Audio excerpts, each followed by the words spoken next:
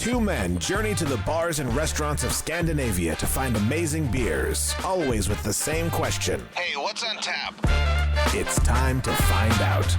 It is What's on Tap podcast, and it's an all IPA episode. Actually, it's not true. It's an all double IPA episode. Exactly. So now we've left non-alcoholic beers behind us. No, this is only an IPA. It's one double IPA, one IPA. And so then next one time we have a triple IPA and then a quadruple IPA and then a quintuple IPA and then a septuple IPA. Look, stop. I can only get so excited. Ha. But we've left non-alcoholic beers behind. It's 2026 and we drink whatever we want. Exactly. And we will start off with an Omnipollo beer. Yeah. So last episode, we had two Omnipollo beers. Yes. And they were non-alcoholic. So we're making up for that with their 3x3 version of Volume 7, which is a double IPA with a Great Divide, Verdant, Bellwoods, Freak Folk, Deep Fried Beer, and Missorum. And if you're not familiar with the 3x3 project, it is a series of beers that they release where they do these kind of collaborations with different breweries. So they all have the same recipe and they all brew the same beer. And sometimes they come out and sometimes they don't. My understanding is some of the breweries are really good about being a participant in this project, and some are just not around. No. So this is number 7. This is Volume 7. This is the double IPA. They have done double IPAs in the past, but they've also done, I think, triple IPAs and stouts, and so you never know what the volume will be, what the year will be. And I think even in some cases, maybe there's two versions that comes. I thought that 3x3 was always IPA, but I don't remember. No, there's been stouts as well. Okay. Nice. Yeah. It looks pretty good. I mean, I love the can. It's two big 3-3s on the front. Looks like graffiti from a spray paint graffiti. And the beer itself is, what you expect to see from... You see? Yeah, from a Omnipollo. Exactly. Yeah, double IPA. It smells a little bit fruity, not very green, very sweet. Well, I thought it'd be nice not to have a green IPA from Omnipollo. The last couple of beers I've had from them have been really kind of tough. That's right. Cheers. Cheers. It's quite nice. It's pretty good. It goes into my... It's a little bit marmalade-y, but it also has a little bit of pine and... It's got some citrus and pine and a little jamminess to it. I would say the finish is very dry, a little bitter, like you get the IPA part of it, which is quite nice. I think this is really... Because the last couple of ones we've had from double IPAs we've had from Omnipollo have been real hop bombs. Like they over-hop the beers and they need to sit for quite a while on the shelf to really calm down and really develop it into something that doesn't just taste like raw hop water. Right. Because what did I have the other day? I had one and then I rinsed the can, and I think I had to rinse the can like 3 times to get all of the hop gunk out of the bottom. And then, when you pour it into your glass and you've got this residue kind of like gunky orange stuff on the bottom. That's not pleasant. That's not good. In the last aftertaste of this, it is a bit green. Yeah, a little bit. But I only get it when I stop drinking and just listen to you and just savor the flavor. If you keep drinking, the initial flavors, which are not that green, will overwrite the green aftertaste. Yeah. But I've been finding that when it comes to double IPAs and IPAs in general, I want that bitter finish to it. Yep. And so many double IPAs have had a really sweet, candy-like finish that I'm like, no, I want a bitter finish. I want it to finish kind of harsh, a little rough, a little aggressive, And this one's kind of hitting those notes for me. Yeah. Yeah, I agree. It is good. It does hit a lot of my wish list for IPAs. It'll end on a strong 4. Yeah, I think it's a 4. It's not really a 4.25. No, it's good, but it's not elevated past a 4. It's like 3.75, 4. I guess most people landing somewhere in that area. Exactly. I think they'd be very correct with that assumption. So nowadays, it's interesting, Great Divide. I don't know if I've ever had a New England from Great Divide. They're like old school of West Coast IPAs and stuff, but they do make good stuff. Verdant has been sometimes really good, sometimes a little meh. Which is, you were such a Verdant fan to begin with. I remember you were super. When Verdant were new to us in Sweden, they were so good.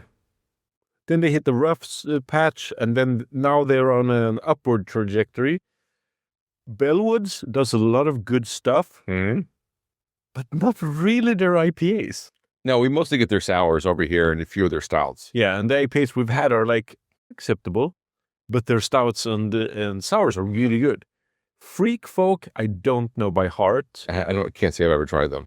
Deep Fried Beer, I have only had less than a handful of times, and they were good. And then Messerem, I've had a number of times. They're Dutch, right? I mean, if you say so. I couldn't tell you. I'm not true mad. But I know I've had a few of their beers, and they're always quite good. So yeah, so that was 3x3. This came out at the end of 2025. And the next up is from Soma, Spain's new dominant IPA producer. And their beers have been quite good. I can say that I've really enjoyed a lot of Soma IPAs, double IPAs. It's called Mantra. It is 6% ABV, and that's all I can tell you. Other than it's got a pretty Swedish-based can, which is, of course, blue and yellow. Right. Is it blue? Blue is purple and yellow. Purple, blue, potato.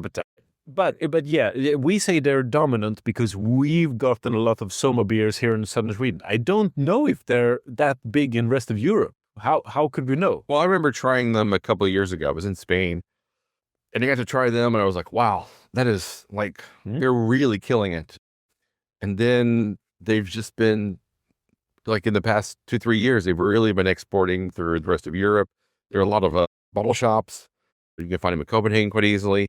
And they had a tap takeover in 2025 at Bishop's Arms. Which was so impressive because that was like a week before the Brewskival festival, and none of the beers overlapped. Wow, that's All of the beers at the tap takeover at Bishop's Arms in Malmo were different beers than they brought a week later at the Brewskival. They must have shipped like 14 different kegs to the southern Sweden region, and I really respect that. Yeah, that's really good. That's pretty amazing. This one has a sulfurous note to it. You think so? I don't know. First I thought fart, then I thought feet, but it's sulfur. Well, smell it again. 'Cause I don't get sulfuriness. It's not in this. Oh, I tried this before we said cheers. Well, that's fine. Oh no, I broke the rules. Well, this 2026 is already ruined. this episode's over. No. Sorry, not sorry. We can't try this. We can't review this on the show. Cheers. I broke the rules. Cheers. Because the aroma has no sulfur. But for me, it didn't smell sulfury. No. I think a lot of that maybe burned off a little bit while we were talking. Yeah, but the aroma never had sulfur. I tried it because I was careless, and I made a mistake. This is the reason why we try them together, because now I've said sulfur to you before you tried it. This is the classic mistake of putting something in. Right, but I don't get sulfur on this at all. So you're immune to my guess. Yeah, I mean, if I smelled sulfur, I would have said something, but I don't find this to be particularly sulfury. I think it's a little pedestrian. Yeah. It's okay. Again, you've got kind of a clean finish. It's kind of bitter, but the upfront is rather benign. It doesn't really taste like anything. No. It's not as good as the Omnipollo 3x3 Volume 7. No. It's drinkable, but it's not something that I would go on my way to try again. This, for me, is an easy 3.5. For me as well. Yeah, I like it, but I have to check my Untappd, later to remind myself that I've had it before, so I don't accidentally buy it again. What's a real shame, because I've had a lot of their IPAs and double IPAs, which I've really, really enjoyed. That are easily 4 out of 5 or even 4.5. Yeah, 4.5. They're really killing it with their game. This one just doesn't really quite get there for me. No. Yeah. I agree. Oh, well, we tried. But hey, the 3x3 was pretty good, so that's a win. Yeah, I'm a sucker for collabs. I'm a sucker for when brewers do things together. And when a lot of brewers do things together, that's always What would really be fun is if you had the ability to get every version of this, but it's almost impossible to do because Omnipollo may have theirs out now, but another brewery might not have anything out for 9 months. Yeah. I mean, so it's not like they all brew them at the exact same time. They brew them at different intervals, so you never know when the other ones are going to show up on the shelves, which is a real shame because it'd be really fun to get buy a set. You could buy a set of all, I don't know, was it 6 breweries, 7 breweries? So, if you had like a case, I would totally buy that. And that'd be fun to really run through to see how each brewery is interpreting it based on the water or the hops or, how they, do different things, the chemical balance or whatever. So yeah, definitely. in the few instances where I've been able to try different versions of the same volume, there has been quite a bit of a difference. Yeah. So that's a lot of fun. Yeah, but I guess mostly it depends on the water treatment. I think that's a big part of it. Hop variants would be the same, but where you get them from would differ, I guess. Could be, yeah. Your sourcing could be different and your malt bill will be the same. But again, could be the difference of Nebraska wheat versus, I don't know, German wheat or something. Could also create quite a variance. But trying Great Divide's version of this, I think will be mind blowing. Yeah.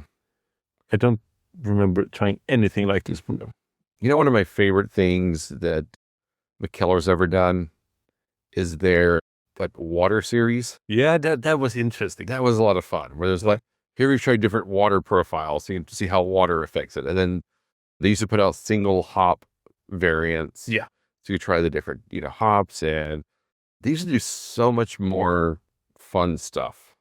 Yeah, in 2011 at the Mikkeller Victoria Gallery, there was an event. I was there where we got to try, I think, 17 different single hop beers in a row, and we needed to rate them on a paper, and we handed the paper in, and the results from everyone who tried it became the beer Mikkeller 17, which was percentages of 17 different hops.